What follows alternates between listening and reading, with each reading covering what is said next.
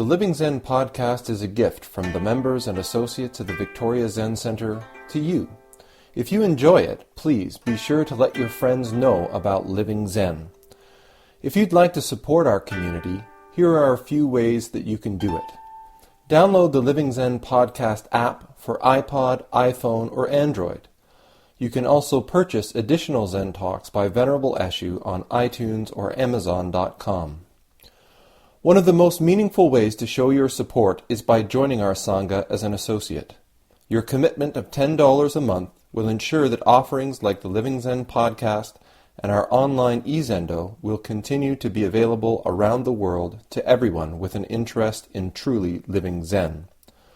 To become an associate, please visit our website at www.zenwest.ca and click on the membership tab. Thank you for your support.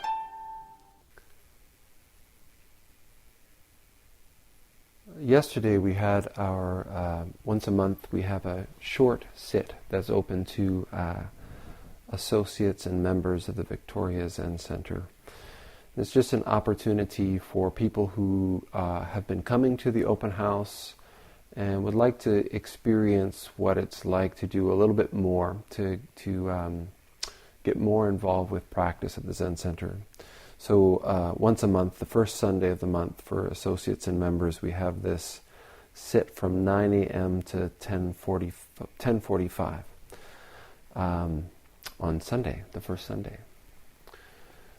3 25-minute periods of zazen, or Zen meditation. It's a great opportunity for us to immerse a little bit more in the form that we use here. And we have this form, obviously, that we are engaging with. It takes a little bit of time to get used to. There's a lot of details. The function of this form is to offer us a structure, a container that we can engage with and dissolve into. When we become familiar with what the bells mean, what the clappers mean, what the form of this sort of gathering is, we have this opportunity to completely immerse ourselves in the activity that we're engaged in. We don't have to sort of look around and be worried about what's coming next. We know, it's very clear, it's very clean. So when it comes time to sit, we don't have to worry about how long we're going to be sitting for. There is somebody who's responsible to worry about that, to concern themselves with how long. We don't have to concern ourselves about what the climate is going to be like, because there's somebody whose concern it is to do that. All we have to focus on, all we have to concern ourselves with is just this single activity that we're engaged in while we're engaged in it. So when we're sitting, all we have to do is just sit, to completely engage, to completely dissolve into the experience of what it is to sit.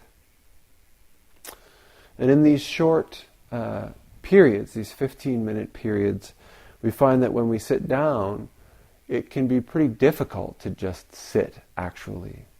We've got sort of lists of stuff that we need to get done, or that we did today, and things that we are planning for tomorrow or next week. There's a lot of noise. And that's okay.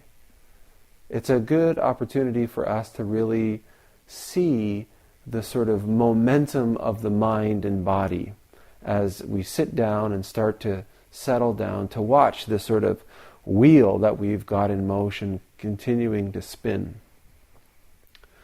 And as we sit, the more still we are physically, the more focused we are, the more immersed we are, the more we're able to dissolve into just this simple activity of sitting, the more we see that momentum, that sort of busyness, that spinning, slows down, the more we're able to appreciate this, what we're doing right now, this moment, this activity of sitting. I always encourage people that I hope that it's not just a once a week thing.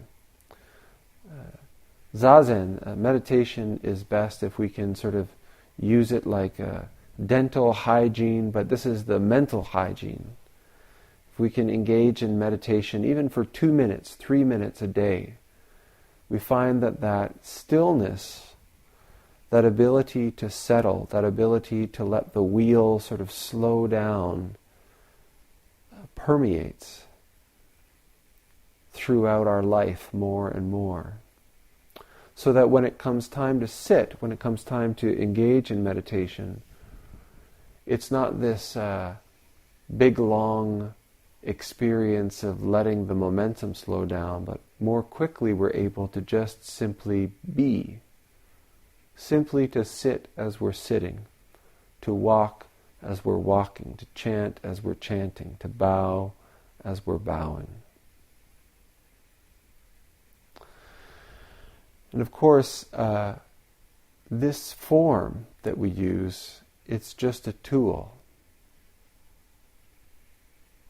It isn't the end product of Zen practice, but it's like our training ground, our laboratory, where we can investigate how it is that we are engaging, and how it is where we can practice letting go into the activities that we're engaged in a structured, safe, supportive environment. In a lot of ways, I've really come to see this kind of formal practice as a tremendous luxury. It's a wonderful gift. There are so few places in our lives where we can go, and there is such little required of us but to just sit, to just do that single thing that we're engaged in right now. And each of us can take advantage of it. Each of us can engage this practice in our lives, but to come to a place where it's kind of set up for that, there's a form established for that, and there's people coming, is a tremendous gift. As we continue to engage with this practice, and if we make the commitment to engage this practice in our own lives on a day-to-day basis, what we find is that it spreads. And that's what we want with Zen practice. It's not just on our cushion that we engage with this activity of just sitting as we sit and walking as we walk. But as we go through the rest of our everyday lives,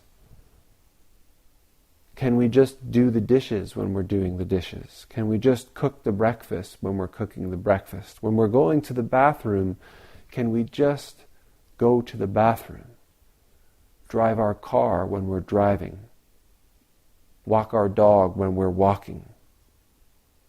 Embrace our partner when we're embracing our partner? And not be chasing the wheel around.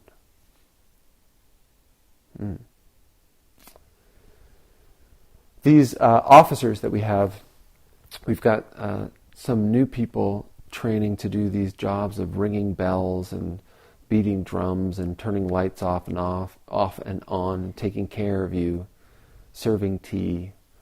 And these are all what we call training positions. So when we first start practice, all that's asked of you is that you sit and you chant and you walk. And you pay attention to your own body and your own mind and your own heart. And then as you become more stable, if you want to do more, you can engage with these training roles. And they're just little ways that we can investigate how do we just simply do this activity of serving tea? how do we do this simple activity of ringing a bell? And we can investigate the differences in how things come about when we are distracted, because sometimes we ring the bell and we're all over the place, and it has an effect. And sometimes we ring the bell and we're completely immersed, completely engaged with ringing the bell. And this also has an effect. So I just wanted to talk a little bit about that and just explain that at the Zen Center here, we have this well-established sort of traditional form. And it's important to understand that it's not this kind of religious, holy thing that, oh boy, we need to be goody-good about this. The form that we use is a training tool. And it's there for us to engage with, to more and more deeply investigate and appreciate our lives. The Zen Center has this opportunity to go as deep as you want. So I encourage you to engage with the form to whatever degree you desire. Thank you. Thanks for listening to the Living Zen podcast. If you follow Living Zen through iTunes, I would very much appreciate it if you would take a moment to let me know what you think about it by rating or reviewing the podcast, so that new listeners can also hear what you have to say. Thank you for your time and for your support.